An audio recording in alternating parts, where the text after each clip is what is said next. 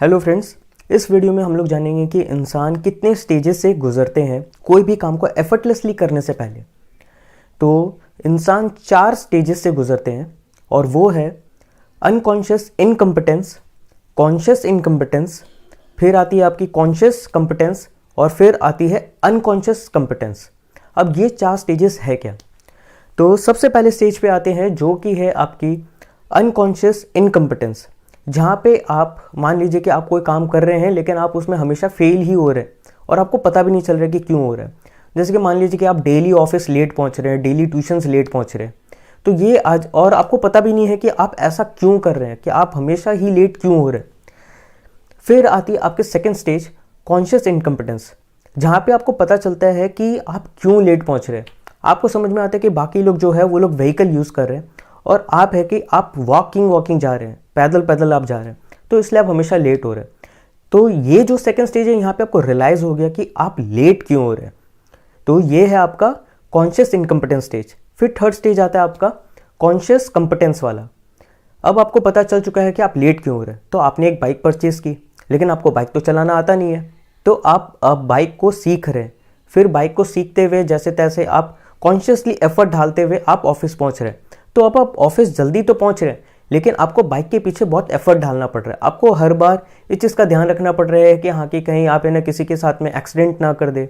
आप सही समय पे आप अपना गियर चेंज कर रहे हैं, क्लच को कब दबाना है, ब्रेक कब दबाना है, हॉर्न कब मारना है, वो सब आप सोचते हुए कर रहे हैं।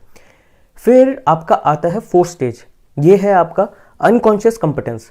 अब यहाँ पे आप रेगुलरली ऑफिस भी जल्दी पहुँच रहे हैं या ट्यूशन्स भी जल्दी पहुँच रहे हैं एंड आपको यहाँ पे बाइक के पीछे ज़्यादा मेहनत नहीं करना पड़ रहा है। यहाँ पे आपको सोचना ही नहीं पड़ रहा है। कितना बार ऐसा होता होगा कि आप अपने डेस्टिनेशन में पहुँच जा रहे हैं और आपको ध्यान भी नहीं रहता कि आपने वो रास्ता से कब गुजरे। ऐसा इसलिए हो रहा है कि अब आपके जो अनकॉन्शियस माइंड है उसमें ये सारे के सारी चीज़ जा चुकी है। अब आपने इनफ प्रैक्टिस कर चुके हैं कि ये सारी चीज़ आप एफर्टलेसली कर पा रहे हैं। तो आपको उतना सोचना नहीं पड़ रहा है कि कब आपको गियर चेंज करना है, कब आपको एक्सेलरेट करना है, कब ब्रेक मारना है। ये सब ऑटोमेटिकली हो रहा है, आपको ना के बराबर एफर्ट्स देना पड़ रहा है। पर ये अनकॉन्शियस कंपिटेंस के स्टेज पे आने के लिए आपको काफ़ी प्रैक्टिस करनी पड़ेगी। जब आप कोई भी नया काम सीखना चालू करते हैं तो आपको कॉन्शियस एफर्ट देना पड़ता है। एंड जब आप कोई नया काम सीख रहे होते हैं तो ब्रेन में जो न्यूरॉन्स होती है, न्यूरॉन्स के बीच में न्यू कनेक्शंस बनना स्टार्ट होते हैं। लेकिन जब आप नया काम सीख रहे होते हैं तो न्यूरॉन्स के बीच में जो कनेक्शंस होती है वो बहुत वीक होती है, बहुत ईजिली ब्रेकेबल होती है। जैसे कि मान लीजिए कि एक सिंगल स्टिक, वो बहुत ईजिली ब्रेकेबल होती है। लेकिन जैसे जैसे आप प्रैक्टिस करना चालू करते हैं, आप डेली कॉन्शियसली उस पर एफर्ट देती है, तो उससे होता क्या है कि वो जो सिंगल स्टिक है वो एक बंडल में कन्वर्ट हो जाती है, जो कि तोड़ पाना बहुत मुश्किल हो जाता है। एंड जैसे ही ये प्रैक्टिस और इंक्रीज होती है तो ये आपके अनकॉन्शियस माइंड में चल जाती है। एंड जैसे ही अनकॉन्शियस माइंड में जब आपकी जाती है तो उसके बाद में आपको उतना एफर्ट देने की ज़रूरत नहीं होती है। आप कोई भी काम को एफर्टलेसली, या कोई भी काम क्या मतलब जो आप काम प्रैक्टिस कर रहे होते हैं आप उसको एफर्टलेसली या बहुत स्मूथली कर पाते हैं। जैसे आप नोटिस करते होंगे कि जितने भी गिटारिस्ट लोग होते हैं जो काफ़ी टाइम से प्रैक्टिस कर रहे हैं, वो मतलब कि कॉर्ड्स में ईजिली स्विच कर लेते हैं। मतलब कि ए कॉर्ड से बी कॉर्ड, बी से सी कॉर्ड, वो मतलब कि ईजिली ही अपना जो भी कॉर्ड्स है वो सारे चेंज कर रहे होते हैं। उनको उतना एफर्ट नहीं देना पड़ रहा होता, उतना सोचना नहीं पड़ रहा होता है। वैसे ही आप सिंगर्स लोग को देखेंगे तो वो लोग छोटे छोटे सुर को बहुत ईजिली पकड़ लेते हैं। ये इसलिए हो पा रहा है क्योंकि वो लोग इतने प्रैक्टिस कर चुके हैं कि अब वो सारी चीज़ उनके अनकॉन्शियस माइंड में जा चुकी है। तो बिना उतना ज़्यादा एफर्ट के वो सारी चीज़ को वो लोग समझ पा रहे हैं, जो कॉन्शियस एफर्ट के साथ में पहले उनको समझना पड़ रहा था।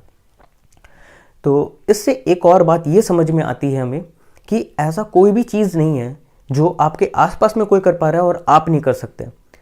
बात सिर्फ इतना सही है कि आपको उस पर थोड़ा सा प्रैक्टिस करना पड़ेगा। एंड आप जैसे जैसे आप अपने प्रैक्टिस को इंक्रीज़ करेंगे तो वो आपके अनकॉन्शियस कंपिटेंस का हिस्सा हो जाएगा। आप वो काम को फ्लोलेसली कर पाएंगे। तो बस आपको प्रैक्टिस करने की ज़रूरत है। Thank you. और अगर आपको ये वीडियो पसंद आया तो ज़रूर से इसे लाइक करिएगा, चैनल को सब्सक्राइब करिएगा, कमेंट करके बताइएगा कि वीडियो कैसी लगी और अपने फ्रेंड्स के साथ शेयर करिएगा।